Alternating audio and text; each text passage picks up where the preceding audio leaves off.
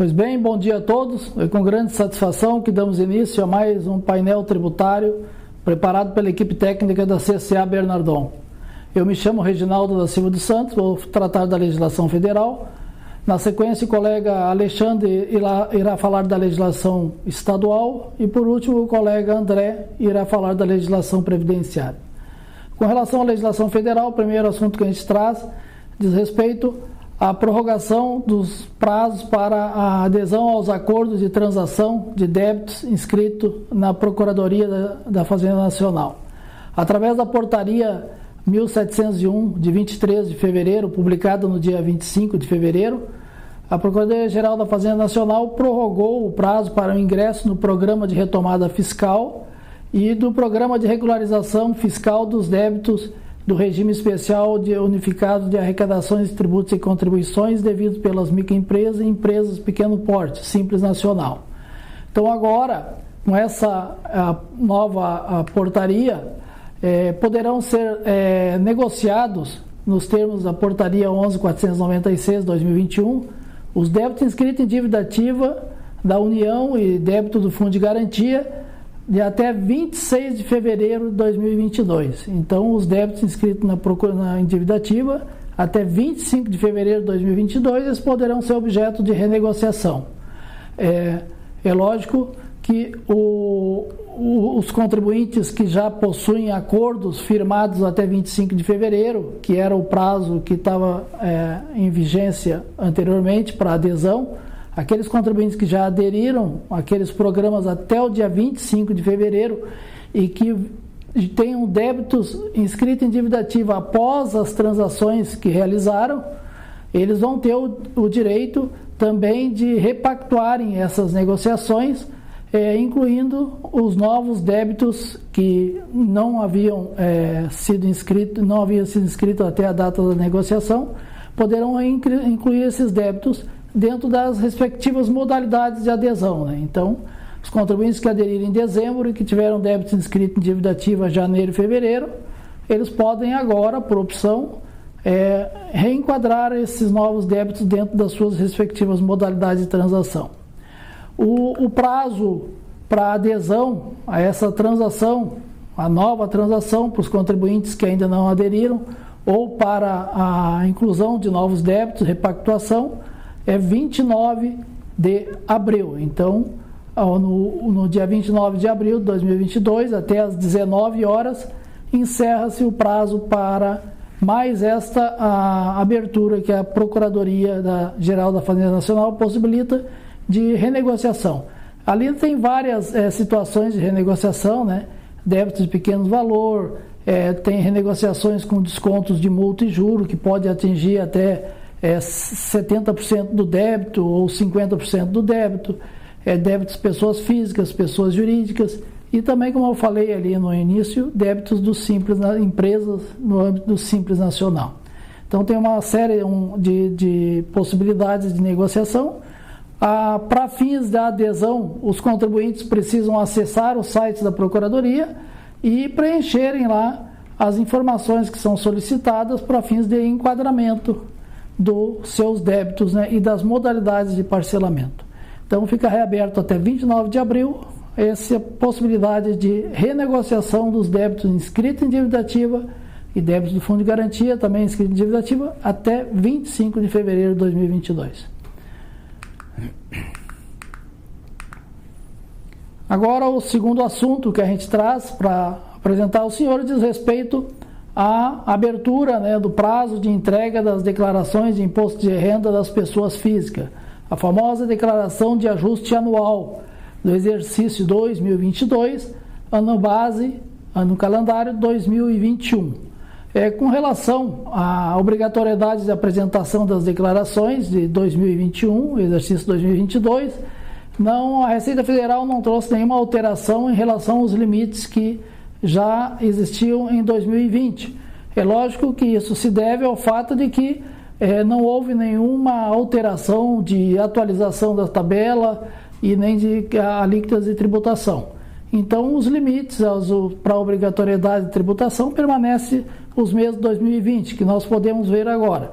Então, quem está obrigado a entregar declaração de imposto de renda de ajuste anual de ano calendário 2021, exercício 2022? As pessoas físicas que tiveram rendimento tributável superior a R$ 28.559,70. Então, toda aquela pessoa física que o somatório dos rendimentos tributáveis for superior a esse valor, a R$ 28.559,70, está obrigada a apresentar para a Receita Federal a sua declaração de ajuste anual, tendo ou não imposto a restituir ou a pagar. É uma obrigatoriedade. Também está obrigado a entregar a declaração de imposto de renda de ajuste anual aquela pessoa física que recebeu rendimentos isentos não tributados ou tributados exclusivamente na fonte, cuja soma for superior a R$ 40 mil. Então, somatório dos rendimentos isentos não tributáveis ou tributados exclusivamente na fonte, se for superior a R$ 40 mil, o contribuinte está obrigado a entregar a declaração de ajuste anual, independentemente de ter rendimentos tributáveis ou não. Também está obrigado a entregar a declaração de ajuste anual aquela pessoa física que obteve em qualquer mês do ano calendário ganho de capital na alienação de bens e direitos sujeito à tributação, ou ganho de capital onde a pessoa física optou na alienação de imóveis pela aplicação do produto da venda de um imóvel residencial na aquisição de outro imóvel residencial total, mesmo que com a totalidade não tendo imposto a pagar. Também está obrigado à entrega da declaração de ajuste anual o produtor rural, aquela pessoa que exerce atividade rural, que obteve no ano calendário 2021 uma receita bruta de valor superior a R$ 142.798,50. E também o produtor que, mesmo não tendo a receita bruta inferior a esse valor, mas que tenha apurado prejuízo fiscal no ano de 2021 ou nos anos anteriores e que queira transportar esse prejuízo para compensação nos anos subsequentes, ele também está obrigado a entregar a declaração. Se não entregar a declaração, os prejuízos fiscais que ele tiver acumulado de anos anteriores do próprio ano calendário 2021 serão praticamente prescritos. E também está obrigado a entregar a declaração de imposto de renda anual, ajuste anual, aquele contribuinte que tiver a posse ou a propriedade de bens ou direitos, inclusive terra nua, no valor total superior a R$ 300 mil. Então, aquele contribuinte que em 31 de dezembro de 2021 o somatório de todos os seus bens e direitos for superior a R$ 300 mil, ele está obrigado à entrega da declaração de ajuste anual. E também está obrigado à entrega da declaração de ajuste anual a pessoa física que passou em 2021 a condição de residente no Brasil em qualquer mês. Então, essa pessoa passou a condição de residente no Brasil em qualquer mês do ano calendário 2021 e está obrigada à entrega de declaração de ajuste anual. Então, em termos de regras de entrega da declaração de imposto de renda, o que a gente teria, de forma resumida, apresentar para o senhor seriam esses os limites. Como eu disse, não teve nenhuma alteração em relação ao ano calendário anterior e praticamente são essas. Com relação aos limites para dedução, aquele desconto simplificado, a pessoa física na declaração de ajuste anual, ela pode optar por dois modelos de declaração. A declaração completa, onde ela pode usufruir dos benefícios da dedução de todas aquelas despesas legais que são permitidas, despesas médicas, dependentes, pensão, educação. Então, todas essas despesas através da declaração completa. Ou a declaração simplificada, onde o contribuinte tem o direito de fazer uma dedução de 20% da sua receita tributável, limitado a R$ 16.754,34. Então, aquela pessoa física que tiver deduções que ultrapassem os R$ 16.754, ele vai optar pela declaração completa. Aquela pessoa física cujas deduções não possuem comprovação das despesas médicas, educação ou dependentes, praticamente ele pode optar pelo desconto simplificado, cujo limite também permanece o mesmo dos anos anteriores, R$ 16.754,34, limitado sempre a 20% da receita da renda tributável. Então, no máximo até 16 mil.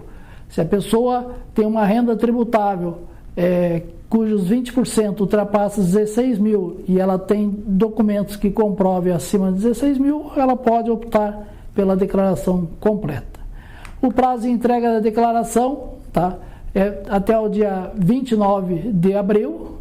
O prazo foi aberto ontem, dia 7 de março, e se estende até 29 de abril para fins da entrega na Receita Federal. Não se fala nada em prorrogação por causa da Covid, porque já estamos praticamente num período de normalidade de todas as atividades, né?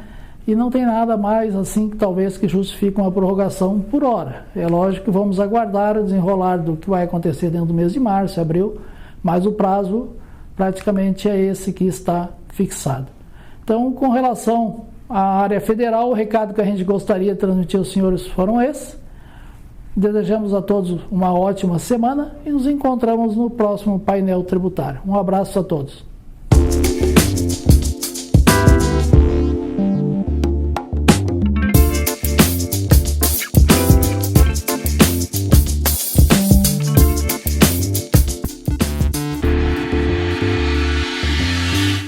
Bom dia a todos. Dando continuidade ao painel tributário da CCA, vamos tratar agora de algumas alterações na legislação que tivemos. Legislação tributária federal, mais precisamente IPI, e legislação tributária estadual, ICMS do Rio Grande do Sul. Nesse primeiro momento, então, nós vamos tratar das alterações relativamente ao IPI. Tivemos, então, uma redução geral das alíquotas do IPI. As alíquotas do IPI constantes na TIP foram reduzidas em 18,5% para os produtos classificados nos códigos da posição 8703 da TIP, veículos, e em 25% para os produtos classificados nas demais posições, exceto em relação ao capítulo 24 da TIP, tabacos, cigarros. Também foram alterados os percentuais previstos nas notas complementares da TIP. Nota complementar 84.3, máquinas, 87.3, 87.4, 87.5 e 87.6, veículos, e nota complementar 88.2, veículos aéreos. As reduções das alíquotas do IPI entraram em vigor no dia 25 de fevereiro, através da publicação do Decreto 10.979/22, em edição extra. Então, o que nós fizemos? Como saiu numa edição extra, logo nós fizemos então o que? Uma circular alertando então os contribuintes para essas alterações.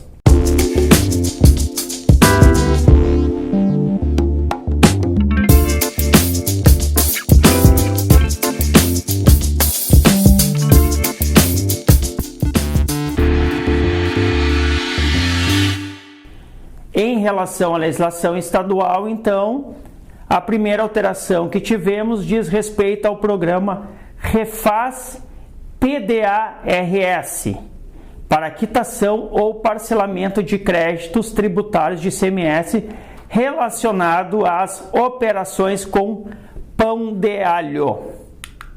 Esse programa dispensou o quê? Multas e juros para quitação ou parcelamento em até 60 meses de créditos tributários de ICMS relativos a operações com pão de alho, cujos fatos geradores ocorreram até 31 de dezembro de 2020, inscritos ou não em dívida ativa, inclusive aqueles ajuizados, na forma prazos e condições estabelecidas no Decreto 50.401. Outra alteração que tivemos diz respeito ao REFAS, agregar carnes, que foi instituído para quitação ou parcelamento com redução na multa e nos juros, para quitação ou parcelamento em até 60 meses de créditos tributários de ICMS constituídos até 31 de dezembro de 2017. Inscritos ou não em dívida ativa, inclusive aqueles ajuizados, decorrentes de utilização indevida de crédito fiscal presumido pelos contribuintes participantes do programa, na forma, prazos e condições estabelecidos no Decreto 56.402. Outra alteração que tivemos diz respeito ao SEST, Código Especificador de Substituição Tributária, específico para bicicletas e outros ciclos, incluídos os triciclos, com propulsão de motor elétrico auxiliar assistido pela força humana, exclui do regime da ST as operações originadas ou destinadas ao Estado de São Paulo com essas mercadorias. Diante disso, foi alterado, a partir de 1º de março, o apêndice 2, seção 3 do regulamento do ICMS, para estabelecer o item 9 com SEST 26.001.00 e 26.001.01, com suas MVAs para operações internas e as interestaduais, sujeitas às alíquotas de 12% ou 4%, de acordo com cada situação. Também foi alterado o prazo de pagamento do imposto devido por ST nas operações internas com carnes e demais produtos comestíveis resultantes do abate de gado vacum, ovino ou bufalino, que passou a ser no dia 12 do segundo mês subsequente, conforme determina então o Decreto 56.400 de 2022. Outra alteração desse decreto prevê a não aplicabilidade da substituição tributária nas operações internas com carne verde e produtos comestíveis resultantes do abate de gado vacum, ovino e bufalino, destinada a estabelecimento industrial, fabricante da mesma mercadoria, a estabelecimento industrial para emprego em processo de industrialização como matéria-prima ou produto intermediário, ou a centro de distribuição pertencente ao estabelecimento industrial remetente, hipótese em que o substituto será o estabelecimento destinatário.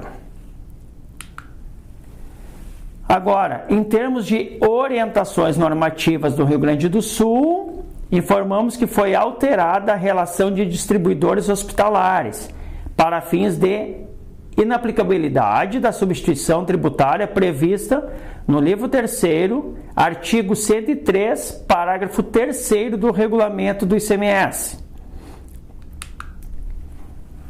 Portanto, na sua tela, você verifica um quadro com as empresas distribuidoras de medicamentos que foram acrescentadas como beneficiárias de não aplicabilidade da ST, conforme disposto no apêndice 35 da Instrução Normativa 48.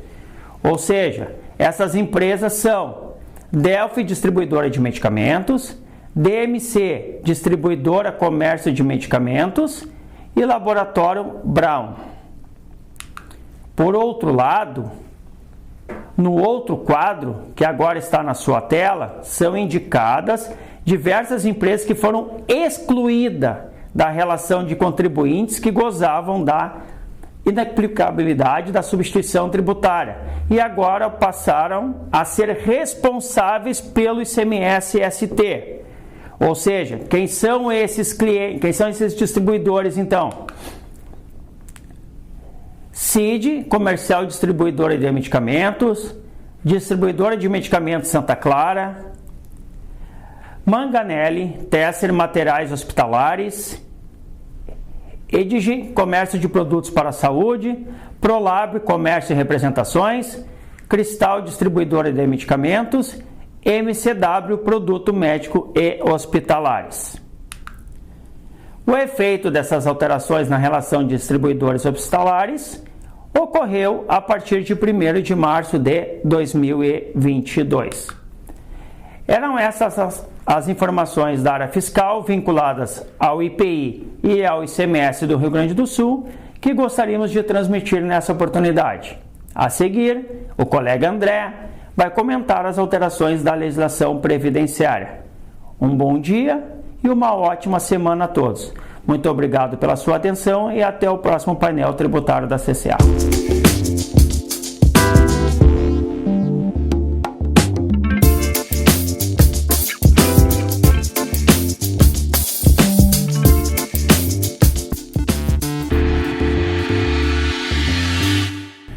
Bom dia a todos.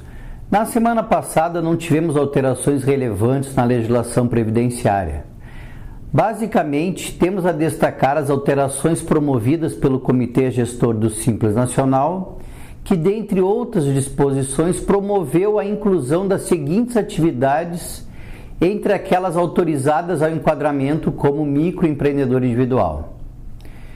Então, seria a comercialização e o processamento de produtos de natureza extrativista e a industrialização, a comercialização e a prestação de serviços no âmbito rural. O Comitê Gestor do Simples Nacional também determinou que deverá ser observado o limite de receita bruta de R$ 251.600 para o transportador autônomo de cargas inscrito como MEI, que tenha como ocupação profissional exclusiva o transporte rodoviário de cargas. No caso de início de atividade, esse limite será de R$ 20.966,67 multiplicados pelo número de meses compreendidos entre o mês do início da atividade e o final do respectivo ano calendário, considerada a fração de mês como mês completo. Também determinou que, a partir da competência abril de 2022, o transportador autônomo de cargas inscrito como MEI, que tenha como ocupação profissional exclusivo o transporte rodoviário de cargas, recolherá contribuição previdenciária relativa à pessoa do empresário, equivalente a 12% do limite mínimo mensal do salário de contribuição na qualidade de contribuinte individual. Como vimos, não tivemos novidades significantes na legislação previdenciária na semana passada. No entanto, ocorreram algumas decisões nos tribunais superiores que entendemos importante trazer para conhecimento de todos que assistem o painel tributário da CCA Bernardon. Uma dessas decisões diz respeito à tese da revisão das aposentadorias, levando em conta as contribuições realizadas durante toda a vida do beneficiário. A tese objetiva permitir que os trabalhadores optem pela sistemática mais vantajosa, considerar as contribuições de toda a vida ou apenas aquelas posteriores a julho de 1994. A disputa tem sido bem acirrada no STF. O impacto de uma decisão favorável aos contribuintes representará bilhões aos cofres do governo. Por isso, é importante ficarem atentos ao desdobramento dessa ação, pois impactará inclusive nas futuras aposentadorias. Também tivemos a publicação no Diário Oficial da União do parecer elaborado pela Advocacia Geral da União no sentido de que os valores de auxílio alimentação recebidos pelos trabalhadores na forma de tickets, cartões ou vales alimentação não integram a base de cálculo da contribuição previdenciária, mesmo antes da vigência da reforma trabalhista de 2017. De agora em diante, esse posicionamento deverá ser observado por todos os gestores do Poder Executivo Federal. O parecer colocará fim a qualquer controvérsia administrativa, inclusive no âmbito do Conselho Administrativo de Recursos Fiscais, o CARF, gerando segurança jurídica aos contribuintes. Hoje ficamos por aqui. Encerrando o painel tributário dessa semana, gostaria de convidá-los a acessar o nosso Insta para seguirem a CCA Bernardon e ficarem por dentro das alterações ocorridas na legislação tributária. Sinto-se todos abraçados e tenham uma ótima semana.